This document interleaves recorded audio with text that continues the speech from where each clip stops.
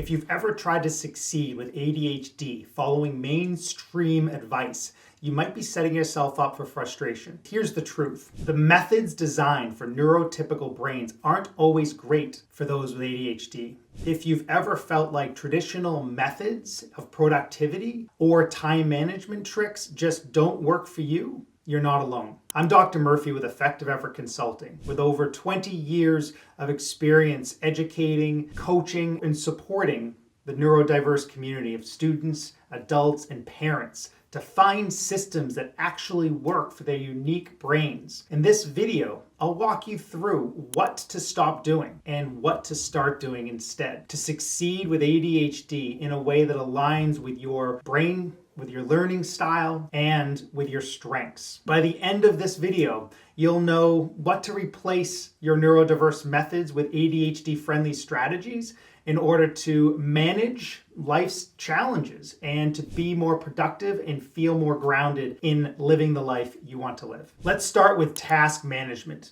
because it's an area where the ADHD brain and neurotypical methods really don't align well. A traditional approach is the long to-do list, writing down every single task you need to accomplish. But people at ADHD, seeing a long list of tasks can be overwhelming, daunting, and highly ineffective. This is because the ADHD brain can struggle with prioritizing these long types of lists, making every item feel urgent and overwhelming, which can lead to kind of a paralysis and inevitably procrastination. So what do? Well, you got to break of that kind of linear process of brainstorming and thinking and creating kind of an overwhelming list. You need a strategy that allows you to kind of break those tasks of life into really categories that allow you to be more successful in prioritizing and initiating. So you can think about your tasks, if you can. Sometimes it can be good to do a brain dump, like just get everything on paper, but that's not your list. Your list would then kind of go to phase 2, which is like to think of your list in 3 different categories, right? Your immediate, your upcoming, and then the things on hold. And just start there, because if I can organize that to-do list in a way that allows me to think of the sense of urgency and the items that gotta get done right away, and then the things that can be upcoming that I can maybe forecast in a planner-like process down the road, and then things that are on hold, like maybe this week, this coming weekend, or at a time when I might need someone else to help figure it out. Right? A 2020 study in the Journal of Attention Disorders found that visual task management systems, rather than linear lists, can lead to upwards of a 35% improvement in task planning for adults with ADHD. So consider that, right? So think of a tool like Trello or even a physical whiteboard where you can really engage with the list and really manipulate and move those items around in a meaningful way. Start there. At least it gives your brain a chance to process those tasks and organize it, but also gives you a sense of grounding and where to start and get the process started. One of my oldest clients, or at least from the very beginning of my years in coaching, like any of us, struggled with really the initiating process. But that's the kind of the symptom, right? So for Emma, she had to really work backwards to think, okay, I need a better task planning system that allowed me to be more successful at the initiation. Teaching this process to her allowed her to think a little bit more thoughtfully and deliberately and intentionally around of all the things that are on my mind and brain dumping it on a piece of paper.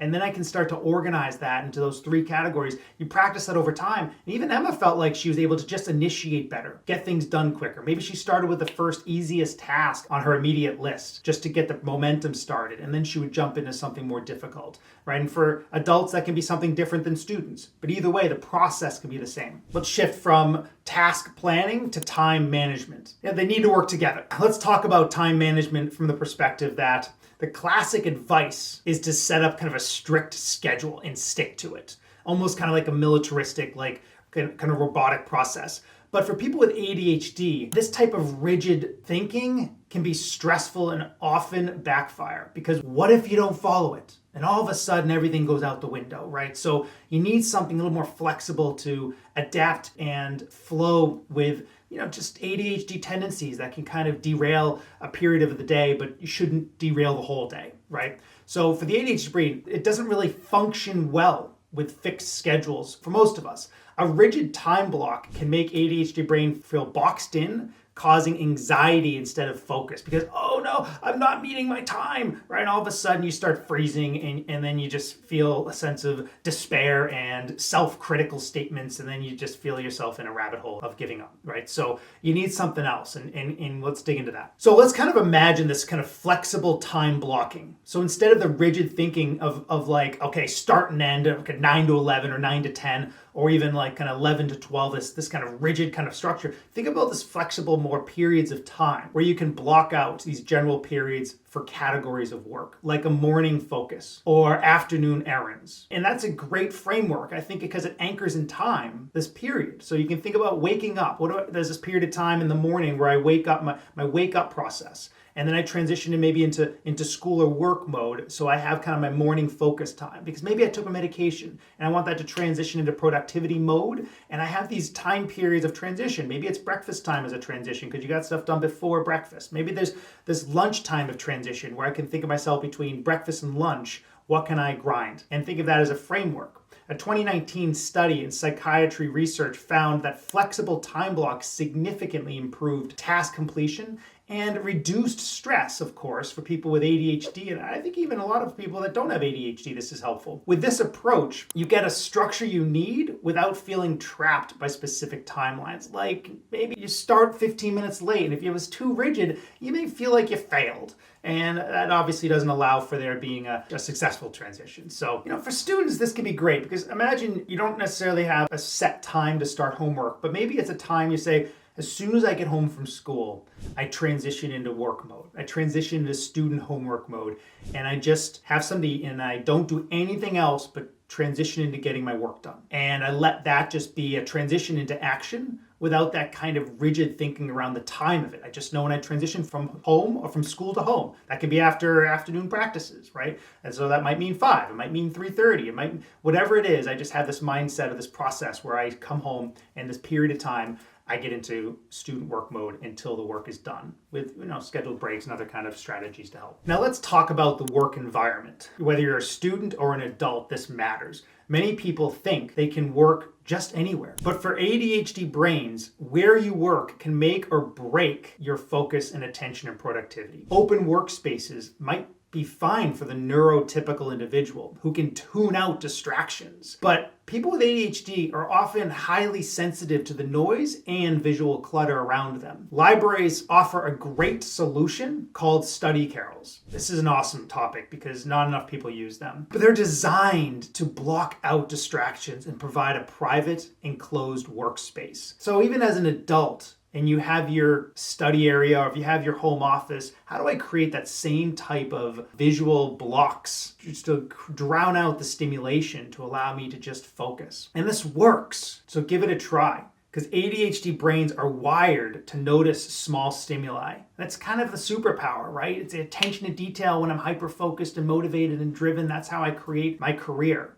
But I don't need that all the time when I have to dial in and do some deep learning. But it can make it easy to become distracted in busy or cluttered areas. This sensitivity often leads to lower productivity and increased stress when trying to work in open and noisy environments. Whether you're a student or not, you want to create study carrel-like atmospheres for you to be productive. So if you're a student, you're going to the library in dedicated distraction-free work zones because these carrels, they minimize sensory overload and input and create a small enclosed area where you can focus on your work without visual interruptions. Even for adults, go to the library, leave your house and go to the library and feel that difference. And then remember what that feels like and then take that back to your home and try to replicate it. A 2020 study in behavioral neuroscience found that adults with ADHD who worked in controlled, clutter-free spaces were able to maintain focus 45% longer than those in visually busy environments. The carreled walls or a quiet space in your house can block out the stimulation and the sounds,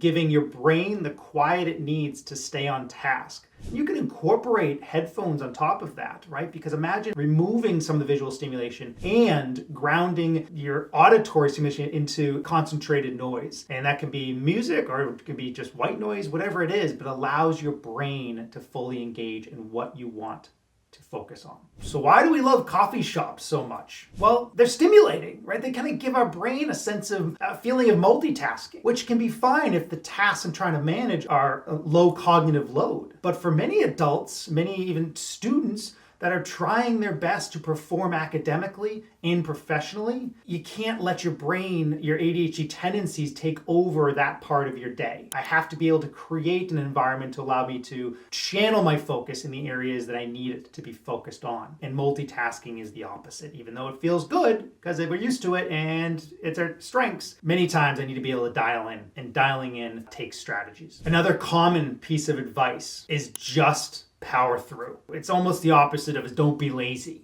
right? But that's not effective for people with ADHD, because when you're feeling unmotivated, it's super hard to then just say and listen to people say just power through, like that's gonna all of a sudden turn on the circuitry in an ADHD brain. It's not. Because really the ADHD brain, this approach is not sustainable and can often just lead to frustration, right? Because you may have moments of glimpses of like, oh yeah, I powered through, but compared to the neurotypical individual, it was short-winded. ADHD brains thrive in immediate rewards and can struggle with delayed gratification. Powering through a task without tangible rewards drains energy and motivation, leaving you feeling drained and unproductive. So what do? Well, you'd start by planning your tasks for tomorrow the night before. This is a great way of initiating momentum into the next day and minimizing that need to power through. This practical approach anchors your attention and provides a framework for success. Knowing what to expect tomorrow allows your brain the time to even spend thinking about breaking down those complicated tasks into manageable parts and set up incremental incentives based on what I want tomorrow to look like.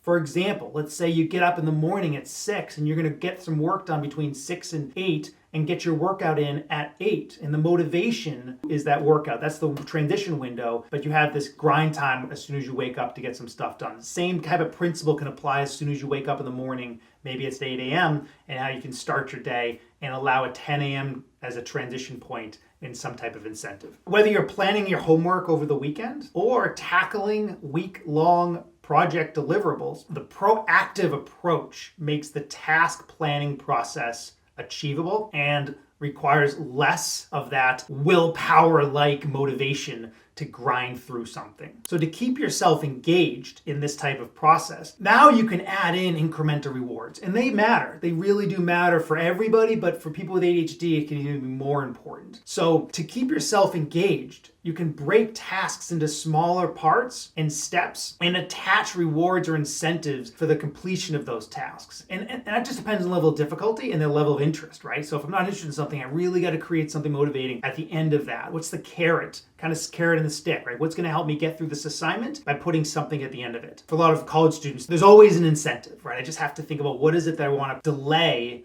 in order to get something done. Maybe it's going out on a Thursday night. Okay, I'm gonna get this stuff done and then I'm gonna go meet my friends. And the phone can also be another strategy, right? Sometimes having the phone is like multitasking, reward, task, reward, task, reward, task, and I never really get much done because I'm too distracted by my phone. But park it and then use that phone as the incentive to get some stuff done. I'm gonna park my social media, park my phone over there in the other room, and I'll get it when this task is done. It's an easy thought process, maybe hard to initiate without the consistent practice of that, right? But if I plan that out, what are my strategies?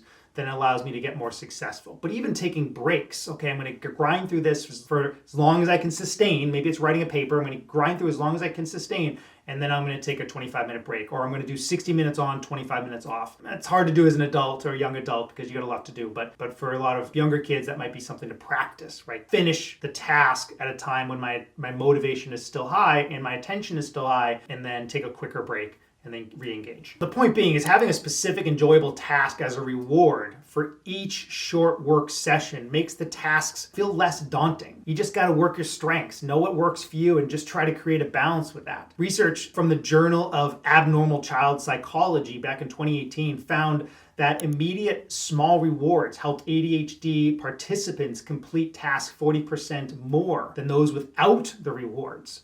So you might as well kind of trick yourself into action by making it more enjoyable. That's really the point. And then start there and then build those strategies. Did that work? Did it not work? Was that task too demanding? Did I need a bigger reward? Whatever you have to do to work your strengths and work with your tendencies. This last strategy is all about working memory and a huge concern for a lot of people with ADHD, and it's worth addressing. The neurotypical brain needs to anchor working memory into strategies. The typical brain can do a much better job remembering things, right? The classic "I forgot" is a classic symptom of ADHD. And that has a lot to do with the significant challenges related to working memory, which might be triggered by anxiety or emotional overload, right? And how that decreases effectiveness of working memory. But maybe just the general comorbid condition that can exist with ADHD and working memory deficits. Either way, as a productive, bright, capable young adult who's trying their best to make the most of life, it's one of the most important areas to address, because without the strategies, I find myself forgetting things, missing appointments, missing meaningful appointments with family and people that you love and care about, and how that just leads to shame and guilt and self-deprecating thoughts because I'm not being the best version of myself.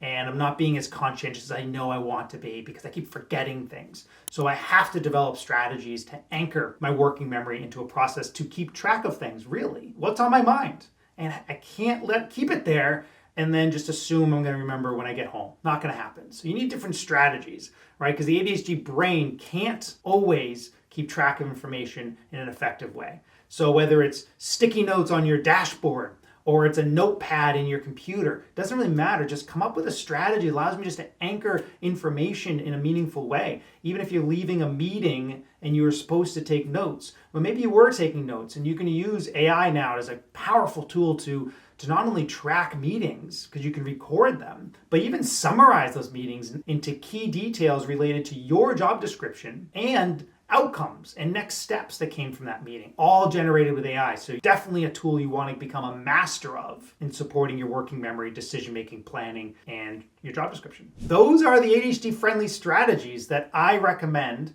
as alternatives to traditional neurotypical methods. By using visual task mapping, by flexible time blocks, distraction-free work zones, and incremental rewards, and automated reminders for working memory, you're gonna work smarter, not harder, in managing your ADHD and achieving your life goals. Remember, even starting with just one of these strategies can make noticeable difference. If you're interested in working with us to focus on these areas and support your goals, please feel free to reach out to me. Again, David Murphy. My calendar is in the link below. Feel free to reach out for a free screening and talk about your needs and go from there. All the best to you on your journey of being the best version of yourself that you can be.